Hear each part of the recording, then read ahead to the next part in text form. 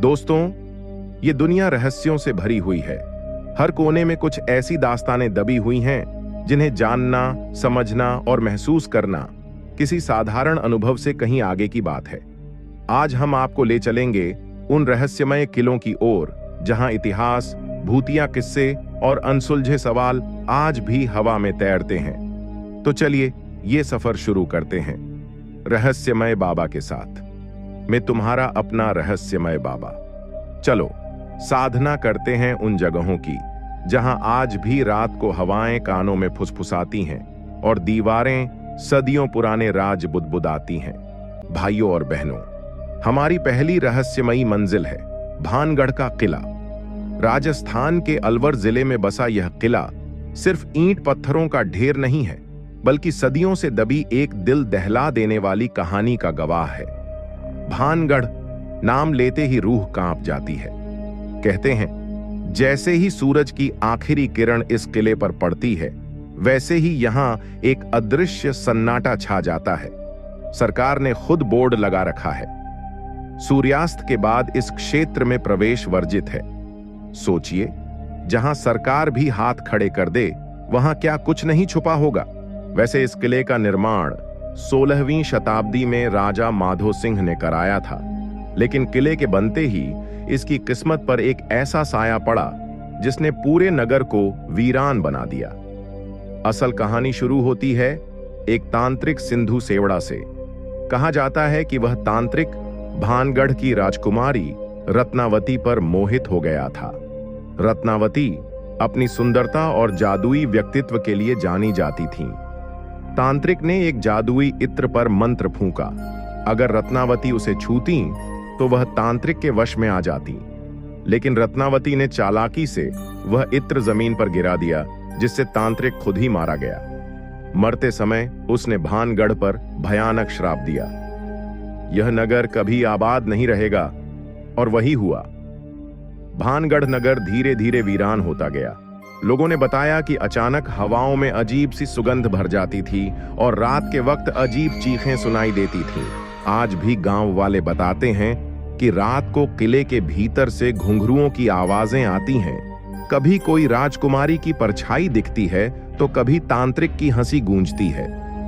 कई बार कुछ जिद्दी पर्यटकों ने रात में किले में घुसने की कोशिश की, लेकिन या तो वो लौटे ही नहीं या फिर मानसिक हालत बिगड़ चुकी थी। कुछ लोगों ने बताया कि उन्हें दीवारों से कोई धक्का देता है, कभी सीढ़ियों पर कोई अदृश्य साया दौड़ता है। भानगढ़ नगर असल में एक सुनियोजित नगर था। सुंदर महल, हवेलियां, बाजार, नृत्यशाला, सब कुछ था। लेकिन अचानक एक दिन जैसे सब कुछ जम गया। आज भी महल की टूटी फूटी दीवारें, मंदिरों के जले हुए अवशेष, सूनी हवाएं सब गवाही देती हैं उस भयानक श्राप की। भाइयों और बहनों, भानगढ़ सिर्फ एक खंडहर नहीं है, यह एक जीवित रहस्य है जो हर रात अपने दर्द और कहानियां हवाओं में बिखेरता है। दूसरा किला है एडिनबर्ग कैसल। स्कॉटलैंड की घनी धुंध और पहाड़ियों के बीच खड़ा एडिनबर्ग कैसल सिर्फ एक इमारत नहीं, बल्कि सदियों की कराह, खून और खामोशी को अपने भीतर समेटे एक जिंदा इतिहास है। इस किले की दीवारें सिर्फ पत्थर से नहीं बनी, ये बनी हैं आहों, सिसकियों और उन रहस्यों से जिन्हें आज तक कोई सुलझा नहीं सका। इस किले का कैद खाना एक समय पर अत्याचार का अड्डा था। हजारों कैदी यहां बंद किए गए, जहां उन्हें न तो खाना मिलता न पानी, बस एक सड़ी हुई कोठरी में मौत का इंतजार करना होता था। कई लोग भूख और प्यास से तड़पते तड़पते दम तोड़ देते। कहते हैं उनकी आत्माएं आज भी किले में कैद हैं। रात के समय जब हवाएं भी कांपने लगती हैं, तो कुछ लोग कहते हैं कि उन्होंने कैदियों की चीखें सुनी हैं, जैसे कोई कह रहा हो, मुझे यहां से निकालो। पर इस किले से जुड़ी सबसे डरावनी कहानी है हेडलेस पाइपर, यानी बिना सिर वाला बांसुरी वादक। यह कोई कल्पना नहीं। पुराने दस्तावेजों और लोक कथाओं के अनुसार सैकड़ों साल पहले इस किले के नीचे एक रहस्यमयी सुरंग मिली थी, जो शहर के किसी अनजान हिस्से से जुड़ती थी। इस सुरंग की सच्चाई जानने के लिए एक युवा लड़के को चुना गया, जो पाइपर था, एक संगीतकार, जो बांसुरी बजाता था। उसे कहा गया, बांसुरी बजाते हुए सुरंग में जाओ, हम ऊपर से सुनते रहेंगे, अगर संगीत सुनाई देता रहेगा तो हम जानेंगे कि तुम ठीक हो। वह पाइपर मुस्कुराया और धीरे धीरे अंधेरे सुरंग में उतर गया। ऊपर खड़े लोग उसकी बांसुरी की मधुर धुनें सुनते रहे, धुनें जो अंधेरे में तैरती रहीं। और फिर धीरे धीरे धुंध सी खामोशी छा गई। संगीत बंद हो गया। पाइपर कभी वापस नहीं लौटा। कई दिनों तक उसे ढूंढा गया, लेकिन उसका कोई सुराग नहीं मिला। ना शरीर, ना बांसुरी, कुछ भी नहीं। ऐसा लगा जैसे वो अंधेरे ने निगल लिया हो। लेकिन ये अंत नहीं था। आज भी जब रात स्याही की तरह फैल जाती है और एडिनबर्ग की गलियां शांत हो जाती हैं, कई लोगों ने कहा है कि उन्होंने सुरंगों से आती बांसुरी की वही धुनें सुनी है। कुछ ने कहा कि उन्होंने एक आकृति देखी, सिर विहीन, पुराने जमाने के कपड़े पहने, हाथ में बांसुरी लिए, सुरंग के बाहर भटकती हुई। वो पाइपर आज भी संगीत बजा रहा है, लेकिन अब वो संगीत किसी को रास्ता दिखाने के लिए नहीं, बल्कि खुद को भुला दिए जाने के खिलाफ एक चीख है। ये किला सिर्फ पत्थर नहीं, ये उन कहानियों का कब्रिस्तान है जिन्हें इतिहास ने भुला दिया, पर आत्माओं ने नहीं।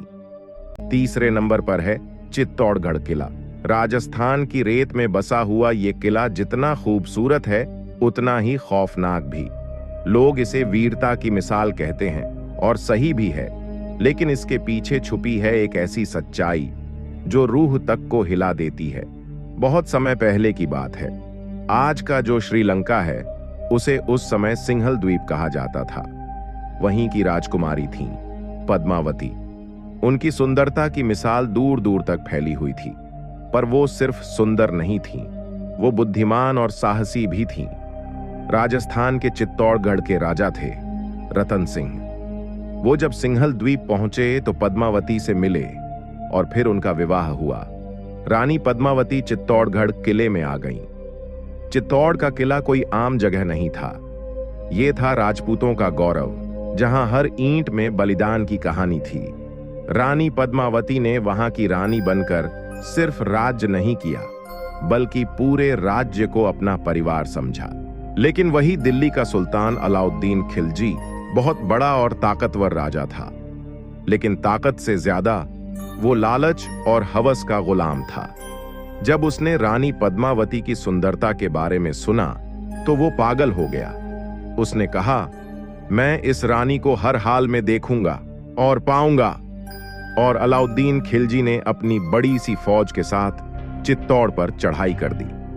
पहले उसने चाल चली, राजा रत्न सिंह को संदेश भेजा, मैं रानी पद्मावती की एक झलक देखना चाहता हूं, अगर दिखा दोगे तो मैं युद्ध नहीं करूंगा। राजपूतों ने सलाह मशविरा किया और फिर दर्पण के जरिए रानी को खिलजी को दिखा दिया गया। खिलजी को बस वो एक झलक काफी थी। अब वो पूरे चित्तौड़ को बर्बाद करने पर उतर आया।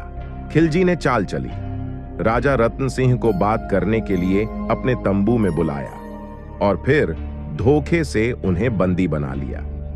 खिलजी ने संदेश भेजा, अगर रानी पद्मावती को सौंप दोगे तो राजा को छोड़ दूंगा।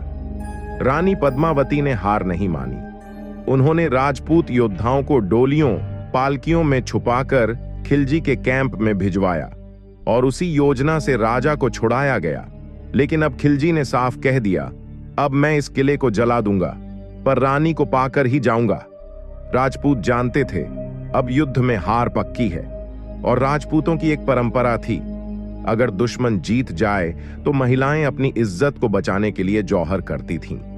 रानी पद्मावती ने 16,000 महिलाओं के साथ आग के कुंड में कूदकर जौहर किया। उन्होंने खुद को मिटा दिया, पर खिलजी की हवस के आगे झुकी नहीं।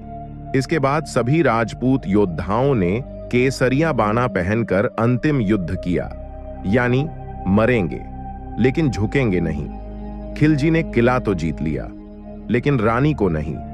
ना उसने तलवार उठाई थी, ना जंग लड़ी थी किसी मैदान में, पर इतिहास ने उसे योद्धा कहा, क्योंकि उसने खुद को जलाकर पूरे राजपूत धर्म को बचा लिया था। वो थी रानी पद्मावती। तो मेरे प्यारे साधकों, चलो आज की साधना यहीं समाप्त करते हैं। पर याद रखना, दुनिया में कुछ राज ऐसे होते हैं जिन्हें जानने से ज्यादा खूबसूरत होता है उन्हें महसूस करना। मिलूंगा तुमसे फिर एक नई रहस्यमयी यात्रा पर, जहां सवाल होंगे पर जवाब शायद नहीं। तब तक अपने रहस्यमय बाबा को दीजिए इजाजत। और हां, अंधेरे से मत डरना, कभी कभी वहीं सबसे गहरे सच छिपे होते हैं।